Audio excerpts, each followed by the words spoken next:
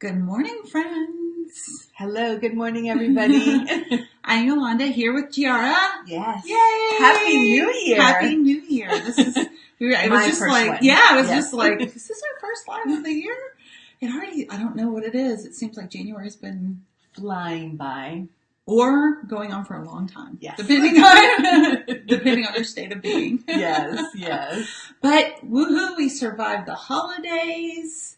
We are kind of settled into the grind of a new year. Got our bujos, our bullet journals going. Yes. Got some goals. Really good goals for the new year. Really good goals for the new year. And our relationships should be on that list of goals, like improving our relationships, right? Yes. And always listening as part. So again, a lot of times when couples call, they want to improve communication, right? Like 99.9% couples say they want to improve their communication skills. Yes. And listening is a primary component of that. It is. I think we started this before the year ended. This would be part two of the art of listening. So we'll link. I'll grab that other video and I'll link it in the comments so that you can. But we'll recap the tips that we shared. Quick recap from part one. It was in the art of listening, kind of understanding how to make eye contact when you're speaking to your partner, how to make them feel that they're there, they're being seen, they're being heard. Important part, as opposed to being on the little mobile or computer or just watching TV. The second one was showing that you understand, and this is a funny one because we sometimes say we turn into bobbleheads, but you're actually not a bobblehead. You're letting the person know, I'm listening. I'm not going to interrupt. I'm listening like, I got that. Listening without thinking, that was a hard one. Yes, because you can't listen and think about, but when you're done, I'm going to respond A, B, and C, right? Because this is how I saw it. Because you're not listening. You're not listening. You're thinking about how you're going to respond.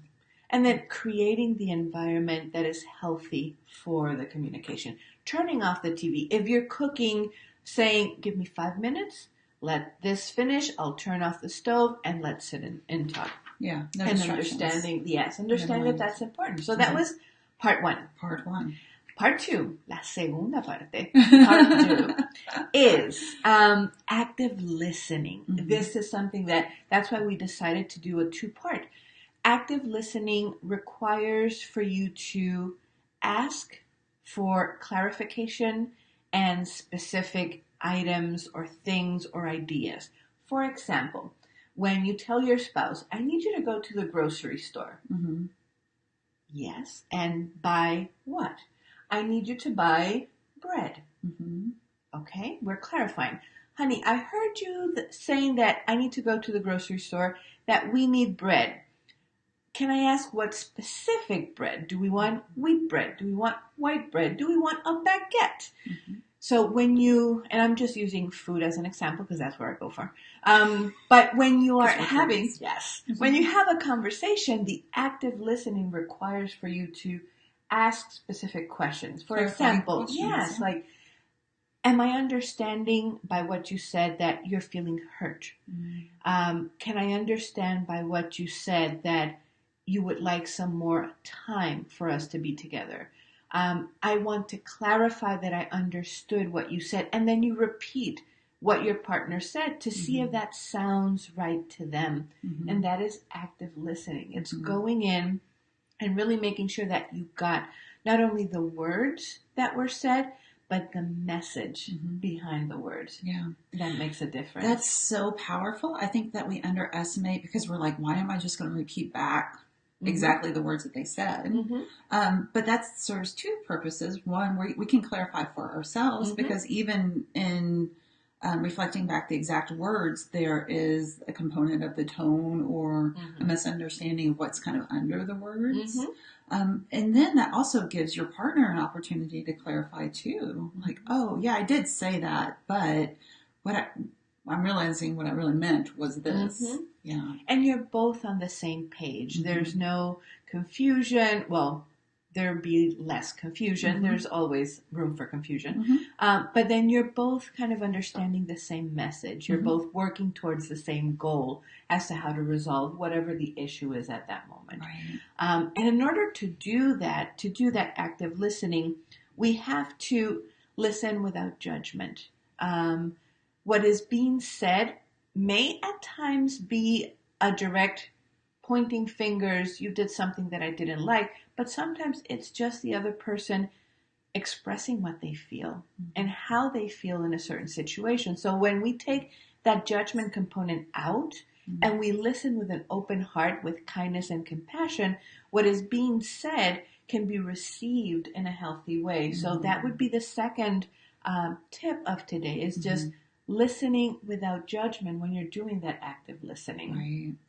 The third one is, for me, the most important one, because being Latina, and some of you who are not Latinos but have Italian roots, we speak with our faces, with our mouths, with our bodies.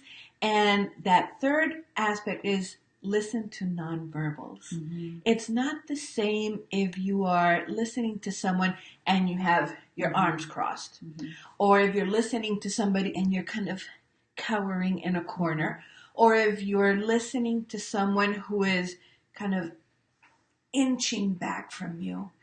The listening to the nonverbals will give us a lot of information of how that person is feeling at that moment. And by not just listening to that nonverbal, but also being aware of how is my nonverbal during this communication, then the art of listening kind of grows, and you can really tell.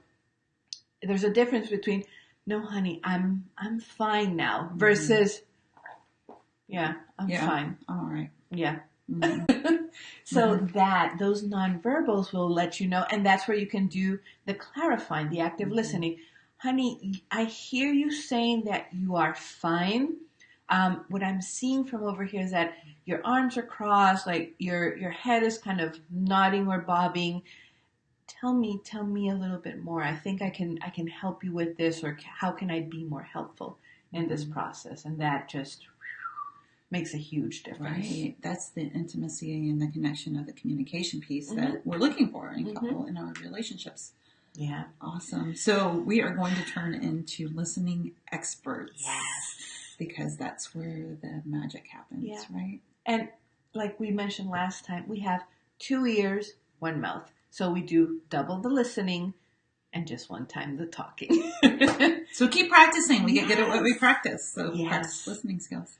Awesome. Thank you. You're welcome. Awesome. Thank you, everybody. Happy Tuesday. Have a good one.